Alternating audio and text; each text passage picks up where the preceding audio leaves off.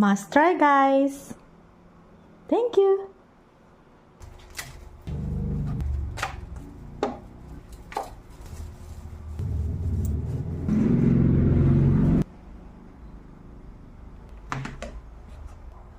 Sibuyas.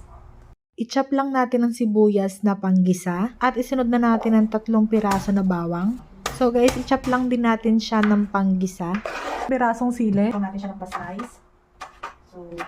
So guys, itong tokwa, hatiin lang natin siya sa gitna para mabilis siyang maluto. Masyado kasi siyang makapal guys pag pinarito natin siya ng ganyan. So, isang tabi muna natin sila dyan sa gilid. And then, ang next naman natin i-chop ay itong karne. So, 4 na piraso lang yung ginamit ko. I-cut lang natin siya ng pang menudo cut. So, after natin siyang makat guys, isang tabi lang muna natin siya. At ihanda na natin ang ating kawali. Painitin muna natin at lagyan natin ng mantika.